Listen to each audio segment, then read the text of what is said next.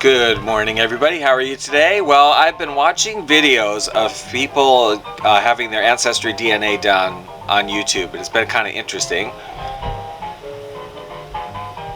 seeing people's reactions and how they're different or similar to what they were expecting. And I thought I was interested in doing it myself because our family has always been very into our Scottish background, actually, the Highland Games and family plaid and all this kind of thing. It's something we've identified with. But I thought, let me do this Ancestry DNA. It'd be interesting to see. I don't really know that much about my father's side background, so I thought it would be fun. I got the results a couple of days ago, and because I didn't want to do one right away, I kind of wanted to sleep on it and see what my thoughts about it were. So I got it maybe 4 or 5 days ago. But before I show you the results, let me just show you quickly just my parents and what I know about my background. So this is my mother. Now on her side of the family, both of her parents, my grandparents on that side, they were Americans, but their family had come from the old country either 1 or 2 generations before them. So they hadn't actually been in the United States too many, generations. They were Scottish on my grandmother's side, which always was kind of our main identity as our family. I mean, we had our family plaid, and we would go to the Highland Games, and anytime there was something about Scotland, that was sort of really what we identified with the most. And then my grandfather on that side was Welsh, and as I said, his family had come from Wales not that long ago, and I believe he said there was a little German in that family also, but really Welsh and Scottish from my mother's side. And Welsh is what Scottish is what we really always identified with as a family. And this is a picture of my father. Actually, both my parents had passed away. My father passed away when I was in elementary school, and his side of the family always lived far away from us, and we would visit them and see each other and whatnot, but we wouldn't really have conversations about ethnic background. So I don't really know that much about my father's ethnic background. I did ask an aunt one time, long time ago, and she said she thought, she didn't know a lot, but she thought the family was mostly German and Dutch, Irish, and some English. And I always thought that perhaps on this side of the family there might be something else, something not Northern European, maybe some Mediterranean or something in there, because some of them were, somewhat more olive complected, and my father had black hair, very black hair. So I thought there might be something other than Northern European, but who knows? Anyway, so I don't know that much about my father's side of the family. So those are my parents.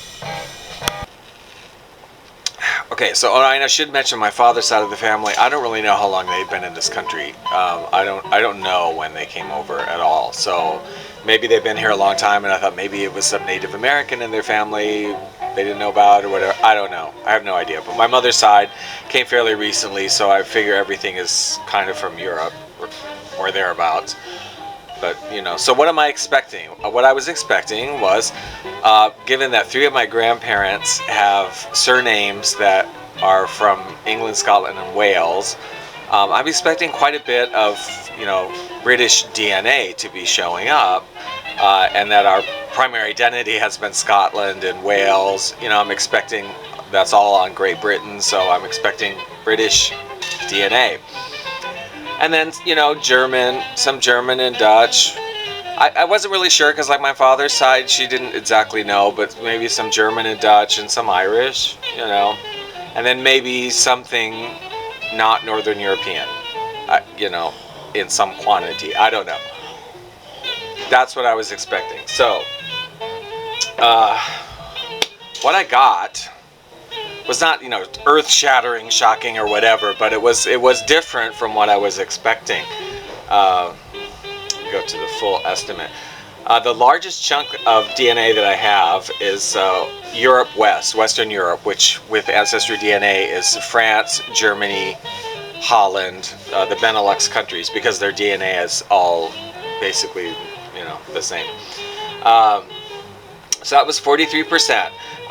Not a surprise, a little bit higher, I was thinking, than I might have expected, that being the largest chunk. Okay. Next highest amount was Ireland at 25%. Now, that seemed really high because I didn't really know, other than some on my father's side supposedly of really any Irish background, but that, 25% is pretty high. When I looked into it further on their site, I realized that the Irish DNA, they do show kind of crossing a little bit over into Scotland and into the area that would be Wales on Great Britain, because that is the, Celtic background. So, that might be a little bit of whatever, Scottish and Welsh, also as Irish. But, 25%, as a total, if they're counting that as like Welsh and Scottish, kind of also is like low, right? Now, I got at 6% the Iberian Peninsula, Spain. And that made complete sense to me because, as I said, I always felt like there was maybe something Mediterranean or not Northern European in my father's family. My assumption is that it's in my father's family, but who knows? Maybe it isn't. But 6% Spanish, I'm thinking, okay. What was really surprising about it, though, was Great Britain, the DNA of Great Britain, which I was expecting quite a bit of. And you want to know how much I have? 1%. 1%. Not even, which is a trace region, which for Ancestry DNA means anything below, I think it's 5%, may not even be real. I mean, you may not even have what they're listing below 5%, because they run your DNA test 70 times, I think, and they come up with this average, and anything that's that low may just be showing up by chance, or it's such a small amount that it's not real. It's something else showing up as that. So I may have zero Great British DNA, only 1% British DNA, which is, like I said, is really kind of strange considering our identity has been so Scottish and Welsh. That thinking, okay, Great Britain, yeah. No, not so much, right? Or not at all, actually, really. But what took its place, what was interesting, because we're not up to 100%, was 20% Scandinavia. Now, that's completely new to me. I mean, on either side of my family, there was never any discussion or any information about anybody from the Scandinavian countries, Norway, Sweden, Denmark, none of that. So I mean, and I understand how the DNA thing works. That it's possible. Of course, my family, they were from Scotland and Wales, but Great Britain had several invasions. I mean, your Norman invasions and the Vikings and all of that. So the Scandinavian could, in theory, be a remnant from the Viking DNA. But it just seems 20%. In 2016, from a family that came from Great Britain, is a little bit high for my mind to be leftover Viking DNA. I mean, that's really high. So I'm thinking there had to have been, I think on my mother's side of the family, I guess maybe they had actually, married into some Scandinavian families at some point, and that I just don't know anything about, and that they're Scottish DNA, or their Welsh DNA was not really all that high, although they were from there. I'm part of that, so I think that's how I would make sense of it. So then I also had trace regions. I had some trace regions, and I don't know if I should even mention them, because like I say, they may or may not be there, but the trace regions were Great Britain at 1%. Then I had, I think, 4% Italy, Greece, and then less than 1% Caucasus, which is the Turkey and the northern Middle East, like all your Stan countries, your Turkmenistan and Kazakhstan and all the Stan places. less than 1%. So this may or may not be there. So for me, Ancestry DNA was interesting in a way that I was not anticipating. I was happy to find the Spanish. That kind of made sense to me, and apparently my father's side of the family is, pretty accurate in what they thought that they were. My mother's side of the family would appear to be somewhat less accurate in what they thought they were. I don't know. It's just weird because when your primary identification has always been kind of like, oh, Scotland, yeah, and then you kind of find out like,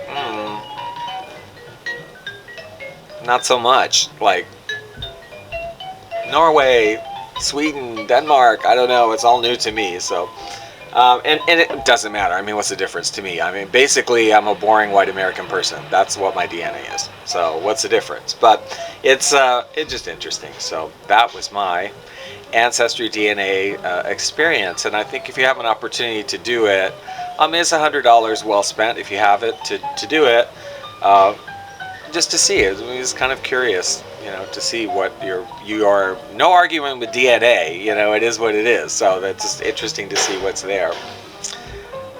We'll talk to you later. Okay, but you know what? I forgot to mention something. That in the process of researching this, before I did it, I did some research, because watching the videos, sometimes people would say things that didn't make sense to them, and I thought, whatever. So I was researching, and I discovered a couple things that are really interesting that I wanted to pass along in case you haven't heard this. Number one is that you get 50% of your DNA from each of your parents. However, what DNA you get from them is a random assortment. This was really mind-blowing to me when you think about it. So it means that, for example, if your mother is 50% Chinese, the way that we kind of normally think of things, we say, oh, so if my mother's 50% Chinese, I must be 25% Chinese. But that's not true, because the DNA that when your cells are forming or being created or whatever, you're grabbing a random selection of her DNA. So you may get, like, all of the Chinese DNA that she has in her, you may get 3% of the Chinese, you may only be, she may be 50%, you may be 10%, you may be 5%, you may be the full amount, 25 that you could be. So it's kind of interesting because I live in Hawaii and we have a lot of multiracial families here, and so you'll often hear people say, oh, your sister we say pulls, like your sister really pulls the Japanese, or your brother really pulls the Hawaiian, really looks Hawaiian. And the fact may be, now realizing this, they may actually be more Hawaiian, or they may be more Chinese or more Japanese than their brothers and sisters. So you can have full-blooded siblings with the same parents, and their ancestry DNA will be different from each other. It won't be identical. So that was kind of mind-blowing. The other thing is, because of that, it's possible to have a full-blooded something in your family, like if you have a full-blooded Native American that is in your ancestry, factually documented, whatever. It's possible that within 8 generations, that DNA will cease to exist. It will be 0%. It's possible it could maintain at a high level if randomly every generation happened to pull a lot of it, but it is possible within 8 generations for somebody that's a pure something to completely disappear from your DNA. Interesting thoughts.